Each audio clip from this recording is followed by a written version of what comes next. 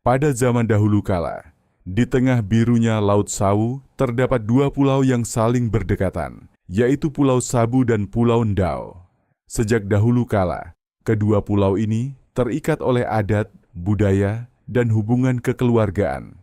Mereka sering saling berkunjung, berdagang, bahkan menikah satu sama lain.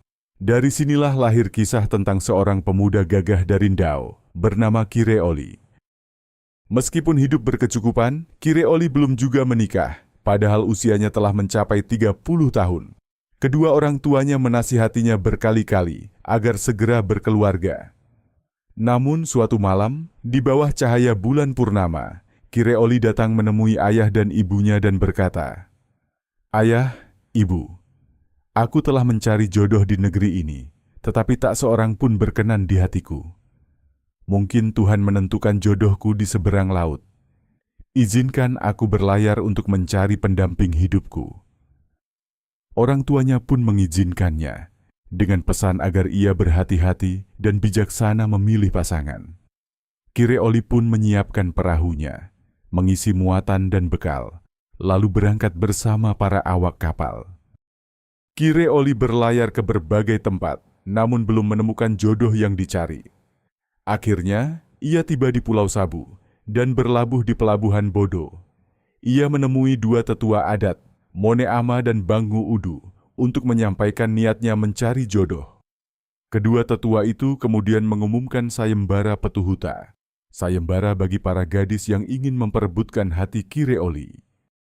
Sayembara berlangsung selama 7 hari 7 malam dengan berbagai hiburan rakyat seperti sabung ayam, lomba pacuan kuda, dan tarian adat. Namun belum ada gadis yang menarik hati Kireoli, hingga datanglah seorang ibu bersama anak perempuannya yang masih kecil, bernama Hemadolena, berumur 9 tahun. Ajaib, Hemadolena memenangkan sayembara petuhuta.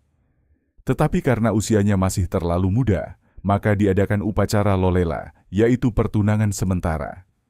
Disepakati bahwa 5 tahun lagi, Kireoli akan kembali untuk menikahinya.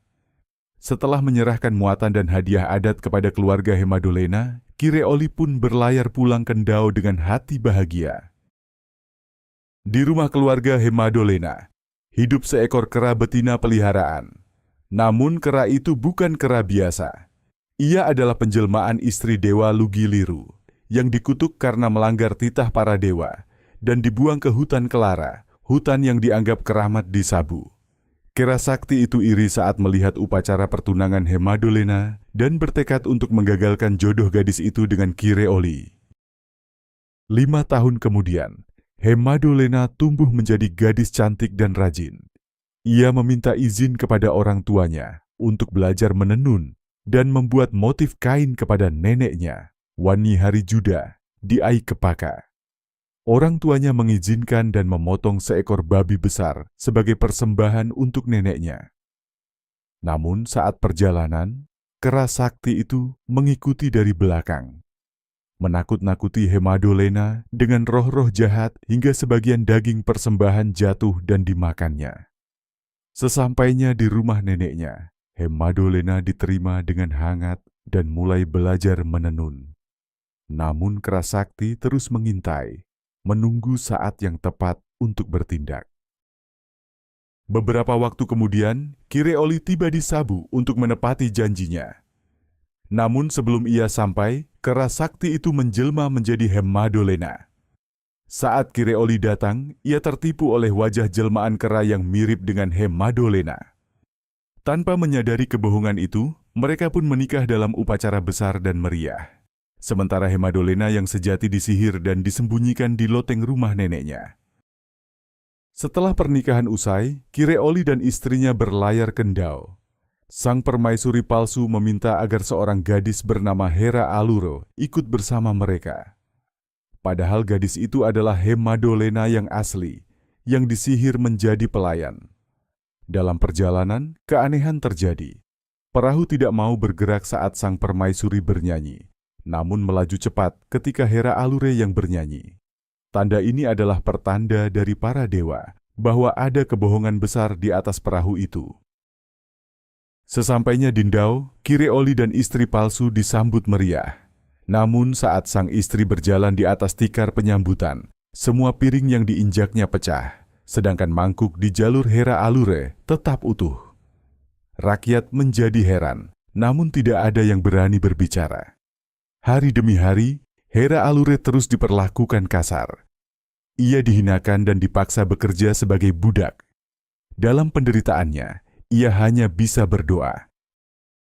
Suatu hari, istri palsu menyuruh Hera Allure menjaga padi di sawah. Karena sedih dan tertekan, Hera Allure berdoa kepada para dewa agar menolongnya.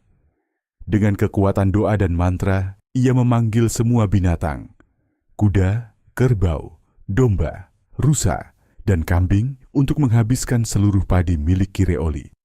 Tindakannya bukan karena kebencian, tetapi karena rasa sakit hati dan sebagai tanda dari langit bahwa ada ketidakadilan yang sedang terjadi. Setelah itu, Hera Allure melarikan diri ke pelabuhan, mengubah sebatang kayu menjadi perahu kecil, dan berlayar pulang ke Sabu dengan pertolongan Dewa Laut dan Dewa Angin. Sesampainya di Sabu, Hera Allure menceritakan semua yang terjadi kepada orang tuanya. Mereka pun menangis sedih karena akhirnya tahu bahwa yang menikah dengan Kireoli bukanlah putri mereka, melainkan seekor kera sakti dari hutan Kelara. Sementara itu, Dindao, Kireoli mulai menyadari keanehan yang terjadi. Perahu yang tak mau bergerak, piring yang pecah, dan hasil panennya yang hancur. Ia sadar bahwa semua itu adalah pertanda bahwa ia telah ditipu. Kireoli pun berlayar ke Sabu. Di sana, ia mendengar langsung penjelasan dari orang tua Hemadolena dan mengetahui kebenaran yang sesungguhnya. Ia memohon ampun dan diizinkan menikahi Hemadolena yang asli. Beberapa hari setelah pernikahan dengan Hemadolena yang sejati, Kireoli kembali ke Ndao untuk menuntaskan segalanya. Di bawah pohon kesambi, ia menebas kera jelmaan istri Dewa Lugiliru dengan pedangnya yang tajam. Dengan matinya sang kera, berakhirlah kutukan yang menimpanya sebagai istri dewa yang durhaka, dan berakhir pula segala kesialan yang menimpa Kireoli. Kebenaran dan keseimbangan pun kembali pulih. Kireoli kemudian menjemput Hemadolena ke Sabu, dan mereka hidup bersama dengan damai dan bahagia. Demikianlah kisah Kireoli dan Hemadolena, sebuah legenda dari Pulau Sabu dan Pulau Ndao. Kisah tentang cinta sejati, kesetiaan, dan pembalasan atas kejahatan. Bahwa kebohongan dan iri hati selalu membawa malapetaka, namun kebenaran dan cinta yang tulus akan membawa kedamaian bagi manusia dan alam.